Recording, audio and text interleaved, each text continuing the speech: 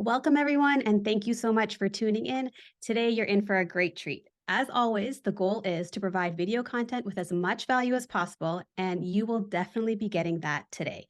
My guest of honor here with me today is a mortgage agent with over 10 years of experience that strives to help individuals position themselves for home ownership. She also runs monthly seminars that are jam-packed with information to help educate and guide individuals to reach their goal of home ownership. She has also been a featured guest on breakfast television, sharing her vast amount of knowledge. And last but not least, she was recently honored as a Woman on Fire, which is an award celebration honoring female entrepreneurs around the world that are passionate about their business, that strive to constantly better themselves and help others do the same. YouTube family, I welcome you today, Keisha Johnson. Welcome, Keisha. Thank you. Thank you so much. It's a privilege to be here. I'm looking forward to sharing some very valuable information. Yeah, for sure. First and foremost, thank you so much for taking time out of your busy schedule to be here. I know you're going to provide a vast amount of knowledge that I think will be very helpful for a lot of people. So the reason why I wanted to bring you on here today is that I've noticed a lot from a lot of clients that with the interest rate hikes and the the expensive cost of the homes right now and inflation, a lot of people are choosing to sit on the sidelines, or a lot of them are also feeling a little hopeless that they're never going to ever be able to achieve the home that they've always dreamt of. So they either choose to continue to rent or live at home. So with that being said, when I dive a little bit deeper and ask them some more questions on whether they've spoken to a financial advisor or they've spoken to a mortgage agent to kind of get a better idea of, where they stand financially, a lot of them say no. So it was really surprising to me. And when I kind of dove a little bit deeper, they don't think it's worth it just because they don't think that there's anything that anyone can really tell them to make that goal of owning a home real, or they don't even know who they're supposed to go and speak to. So, based on all that information, I thought it would be really helpful to have an expert, tell us a little bit more about, how this process works. So with that being said, I thought it'd be helpful to start off with basically a three-part question that goes into, what does a mortgage broker do, a mortgage agent do? And what's the difference between going to a bank versus going to a mortgage broker? And if I do choose to go with the mortgage broker, will it cost me anything? Awesome. All right. Well, I might need you to go down those questions again. No problem. I want to first tackle, what you pointed out in the very beginning with regards to individuals feeling discouraged, kind of throwing in the towel, not feeling as though they're going to attain that goal of home ownership based on a few factors. Of course, property values being a major factor, which of course directly affects their affordability. But I always tell, clients, keep your eyes on the prize. This industry is constantly changing. And you don't want to be in a situation where the tides turn in your favor. And because you threw in that towel, kind of having that mentality of it's never going to happen, and something changes in your favor, and guess what? You're not positioned for that purchase because you kind of gave in or gave up. All right. You want continue to still keep your eyes on the prize. Nothing happens before it's time. And I always tell clients that the best you can do, first of all, is yes, you visit a mortgage broker and you get those numbers, you work out those numbers, see what your affordability is. That is the first task. And a lot of people, they think that working with a mortgage broker, there is a cost to get that information. No, there's not. Sit down with a mortgage broker, allow them to run those numbers for you. That's the first step. A lot of individuals, do it kind of backwards. And of course, Sonia, I know that you're a realtor, and I'm sure you have, clients that come and they don't know what their affordability is. All right. So they're kind of wasting their time and they're wasting your time as well, right? Because they don't know where to start. And they run into a situation where they look at a property, they fall in love with it. And guess what? They realize I can't afford it actually when they finally decide to, pull in someone that's able to run those numbers. So the first thing you want to do, yes, is connect with a mortgage broker. You want to provide all your income information. And once you do that, then you're able to see exactly where you stand in terms of affordability. Now, I don't want you to be completely discouraged. As I said, you want to still work towards that goal, even if it seems it will never happen. Still work towards that goal because you never know what may change in your favor. But also think outside the box as well. How about, getting into a property with a trusted family member or a friend? All right. There are other ways that you can do this. It doesn't have to be you by yourself. You can look at other creative ways that can assist you in getting into a property. And when the time is right, you guys go your separate ways. You sell that property. You get some, equity from the property, and you purchase a property on your own. All right. So don't give in, because there are ways that you can still get in. Okay. What was the other question? Yeah, so you basically went over the cost. You basically said what a mortgage broker does, but what if an individual is kind of confused and they're like, well, the bank can give me the same information. Why should I choose a mortgage broker in comparison to just going to my local bank?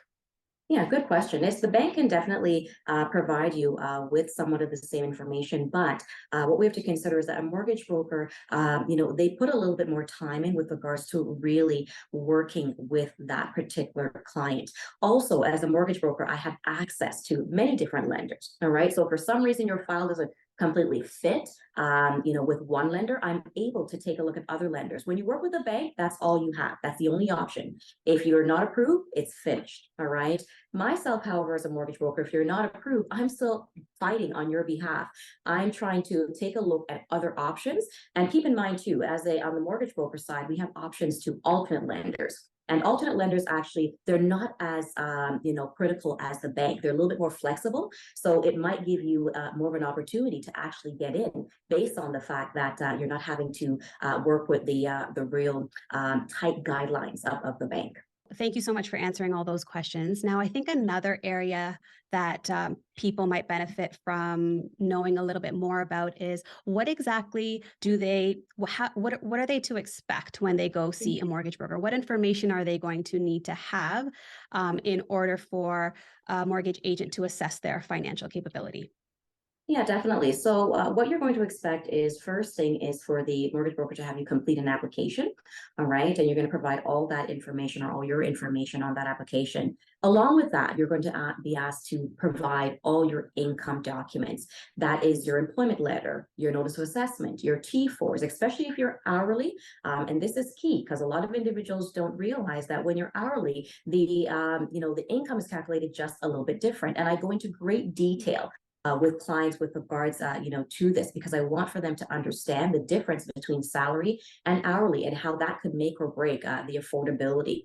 So that is the first thing, really just collecting all the documents, making sure that we have everything so we can run the numbers accurately, especially in a market like this. When we have clients that are out there with trusted realtors such as yourself, we want to make sure that, we run those numbers as accurately as possible. Because guess what? We're kind of finding ourselves in an environment again where sellers are basically saying, hey, if you're not putting in a firm offer, we're not even looking at that offer. All right.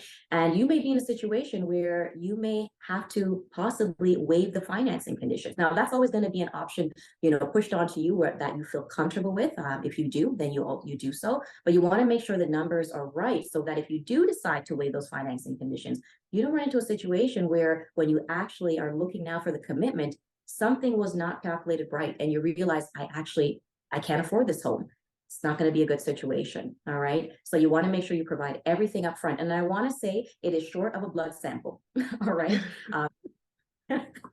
Yeah, lenders are very strict in this day and time, with affordability. We want to make sure that, we put you in the best situation. But lenders are going to kind of dig through, those files, dig through those documents. I'll ask you for everything that I know that they will ask for upfront. However, sometimes they dig a little deeper and then they're asking for something else. So I want to make sure that you don't get annoyed, right? You're not saying, why did you ask for this before? You keep coming back to me. So I ask for everything upfront to eliminate the frustration. I want my client's process to be as smooth as possible. I'm not going to say there's not going to be any bumps in the road. There will be. I'd be lying if I told you that there wasn't going to be, but I try to smoothen those bumps as much as possible. Yeah, no, I think those are all great tips. I really like how you want to be like, I guess in a sense, over prepared just so that you Yes. cover all surfaces, right? Because things can happen. Mhm. So giving the guidance to clients to just provide all the information up front and just be ready, I think is great advice. Now, Yeah. with that being said, so I noticed you know, based on COVID and a lot of other factors that have currently happened in the past 2 years or so, a lot of individuals that I've been encountering, their credit has taken a little bit of a bad punch. And what they're afraid of is that if their credit score is not the greatest, Mhm. we're not going to be able to afford, we're not going to be able to qualify. So, what happens in cases like that where someone's credit score is not the greatest? Does that mean that they would not qualify at all? Are there any options for them? Yeah, so here's the thing. I always say credit is the difference between you being put into a box and having options. All right. Granted, with good credit, of course, you have more options with regards to the type of lending product. However, if your credit is not the best, it kind of puts you into a box where there are not a lot of options. However, it doesn't mean that it's impossible for you to, get into a home to have a mortgage. Okay. With that being said, it could be a situation where you may have to put more than the 5% down based on the fact that your credit is not the best. All right. I've had situations where, clients with double bankruptcy, okay, they've got into a home, right? Situation is different, and it's important for the broker to be able to assess your very specific situation so that they can understand your file and then advise you with regards to what are your options based on what your credit is. I actually do a monthly mortgage seminar the first Thursday of every month. And in that seminar, it taps a little bit on credit with regards to building and maintaining your credit. I also just launched the 5-day home ownership challenge as well. And this goes into a little bit more detail with regards to how to prepare your credit, for the purchase, because that is the first thing that a broker, a bank is going to pull. All right. And that's going to determine the direction with regards to how to present your file to the lender. Great. Like that's excellent news because a lot of people feel discouraged that there actually is no way to qualify if their credit is not the best. So that's just great information to know that they still can, go move towards home ownership, just maybe moving in a little bit of different direction to get there. Direction. Yeah. And you know Yeah, what? I've had clients that, come to me and they say, my credit is not the best. And when I pull their credit, it's actually not that bad. All right. So right. sometimes it's just, for some reason, it's just a thought in the mind, really haven't taken the time to really understand. Credit scores as low as, 610, right? Even 601 with some of the lenders, percent down. So once again, don't write it off. You want to make sure that you are, speaking with a broker, understanding your credit, and you'll know the direction, or where to go based on that. Now, kind of tying into the question on credit score, we know that big financial purchases can take a hit onto your credit. So, if we're in the market to get into the market to purchase a home, are there different things that we maybe should not do prior to getting into the market? Yes, please don't make a big purchase on a car. Yeah. Right. I always tell clients once I've pulled your credit, I need you to freeze, like literally everything I need for you to freeze, every transaction, I need for you to understand that you don't want to change what has been submitted, because I've had files where the lender pulls the credit on closing. All right.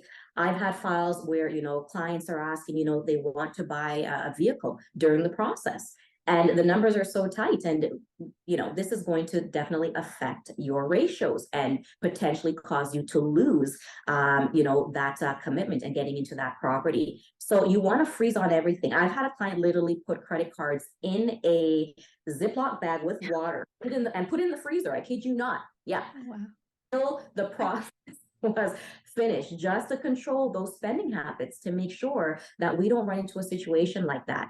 So the best advice that I can give, of course, is to slow down on that spending, and you don't want to make any big purchases, especially after your credit has been pulled. We've seen what the debt load is. We've factored all that into the ratios. We don't want down the line the lender decides that they're going to pull the credit on the day of closing, and you have a big purchase on there. Whoa, it's gonna crazy. We're all going to lose it, right? So we want to make sure that you get those keys. Right. So hold off on the big fancy car purchase until after the home is bought. Okay, perfect.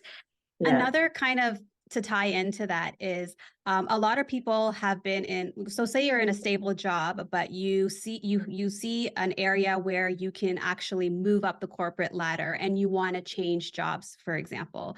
Is it a good idea to make a job change when you're in the midst of getting a pre-approval? Okay, so it can be good or bad, right? Now it depends on that particular position.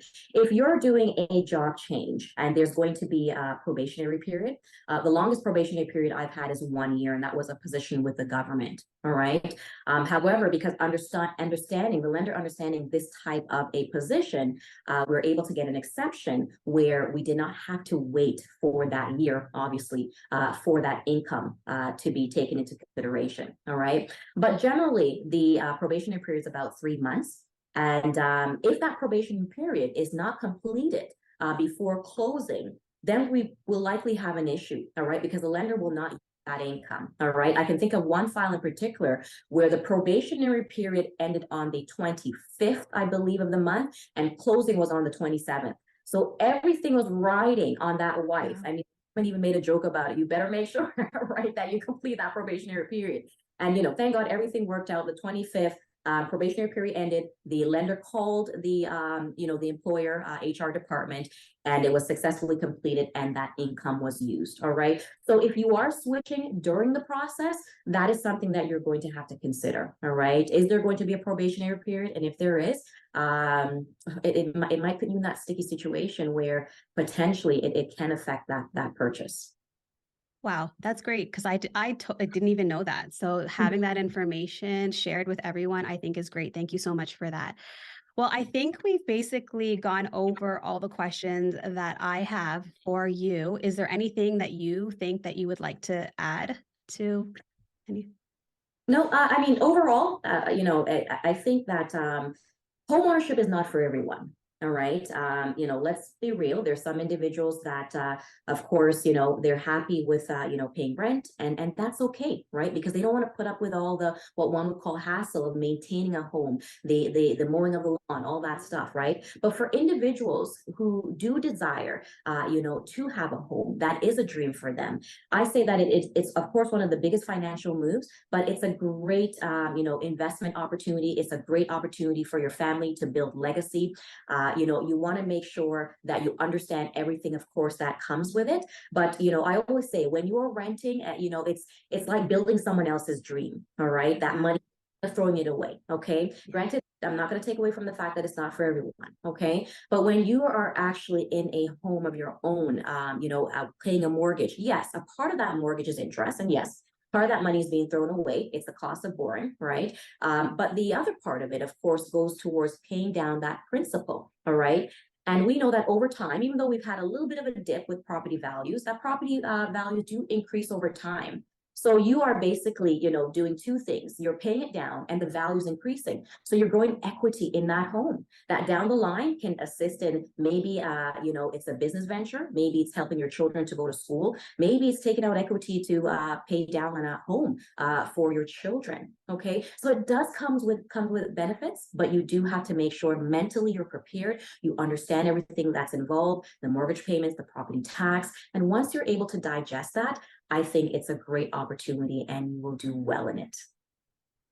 I totally agree. I think it's it's great that you gave those two different perspectives, because I think it Yeah. does truly make a difference. You're right. There are some people that are just good with renting. They don't want to own a home. They don't want the hassle of a mortgage. They don't want the hassle of maintenance. So I think that's great that you're providing those two different perspectives for you to really, dig deep into yourself and figure out whether it's something that you truly do want. Because if it is truly something that you do want, you'll make it happen. Basically, yeah. Exactly.